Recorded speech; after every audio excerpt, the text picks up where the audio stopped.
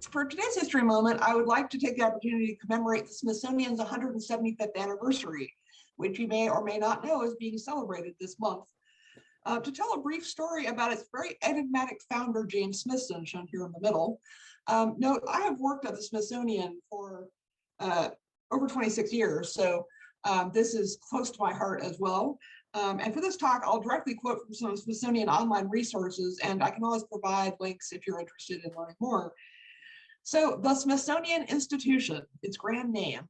When most people hear the name, museums, scientific research, even Dorothy's Ruby Slippers or Wright Brothers planes may come to mind, but many don't know how, or for that matter, who created the Smithsonian. The institution is now 175 years old, but its true beginning happened over 250 years ago with James Smithson's birth. So James Smithson was an English chemist and mineralogist. He was also the illegitimate son of Hugh Smithson, the first Duke of Northumberland, and the wealthy widow Elizabeth Hungerford Keep Macy. His exact birthday in 1765 remains a mystery because he was born secretly in Paris, where his mother had gone to hide her pregnancy, as often happened with elite those days. He was born James Louis Macy, but in 1801, after his parents died, he took his father's last name of Smithson.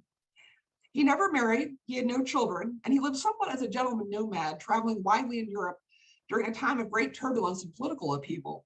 He was in Paris during the French Revolution and was later imprisoned in the early 19th century during the Napoleonic Wars, spending more than 2 years behind bars.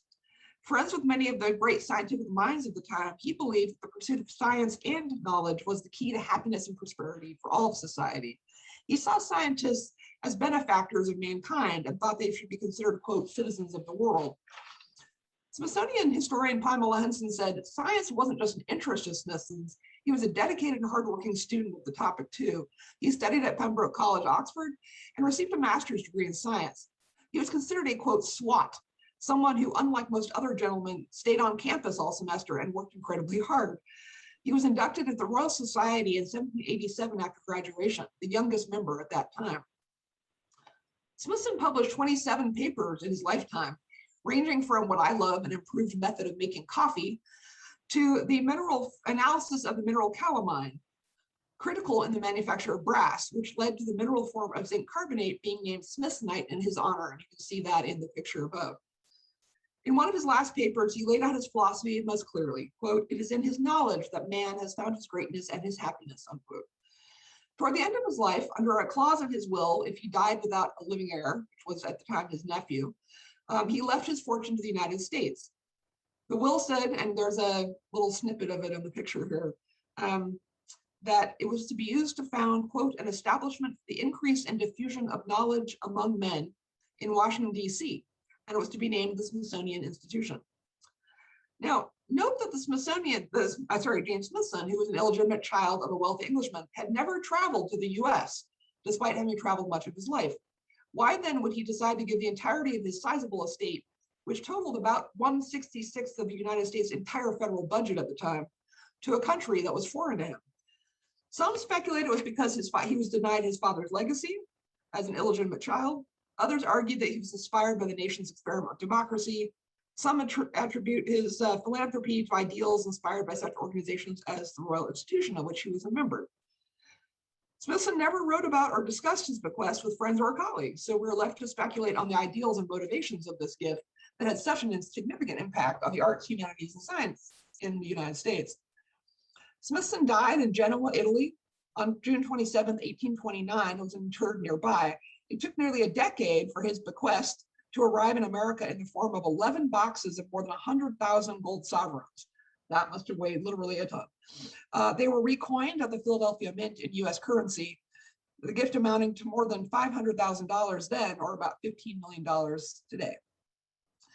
Initially, most Americans assumed that Smithson intended to found a university, so the debate centered on what type of school. Gradually, other ideas were introduced: an observatory, a scientific research institute, a national library, a publishing house, or a museum. The Smithsonian's enabling act was a compromise among these ideas, leaving out essentially only the university. After 8 years of sometimes heated debate, an act of Congress was signed by President James Polk on August 10, 1846, establishing the Smithsonian Institution as a federal establishment, but not part of the 3 branches of government. managed by a self-perpetuating Board of Regents. In case you're not aware, the Board of Regents still consists of the Chief Justice of the Supreme Court, the Vice President of the United States, 6 members of Congress, 3 from the Senate, 3 from the House, and 9 private citizens. The first group of Smithsonian regents had to decide how to carry out Smithson's vague mandate and the broad legislation. Their first act was to build a home for the institution, a Norman-style castle, shown in the upper part of my picture here, designed by architect James Randolph Jr., which is located on the then new National Mall in Washington, D.C. And James Smithson did finally visit America, albeit posthumously. In 1904, famous inventor Alexander Graham Bell, who was a member of the Smithsonian's Board of Regents at the time, brought Smithson's remains to the U.S. to rest at the institution his gift had created. His tomb rests just inside the entrance of the castle, if you haven't seen it before. So that is the first thing many visitors see as they begin their visit, which is a fitting start to exploring the Smithsonian. And again, you can see here, there's actually a photo from January 1904 when Smithson's remains were brought with an escort to the Smithsonian. Although Smithsonian's papers and his vast mineral collections were unfortunately destroyed by fire in 1865, the story of his life and work has been largely covered recently in the biography, quote, The Lost World of James Smithson, Science, Revolution, and the Birth of the Smithsonian by Heather Ewing. So I suggest checking that out. Today, the Smithsonian is comprised of 21 museums, including the 2 that were just added by Congress, one for Latino history and one for women's history, 9 research centers, a library, archives, and, in case you didn't know, the National Zoo is part of Smithsonian as well.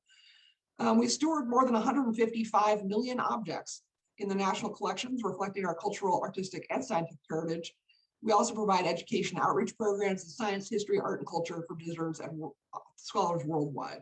So I'll leave it at that, but I do want to just end with this great picture at the bottom, right on my screen, of the balloon view of Washington, D.C.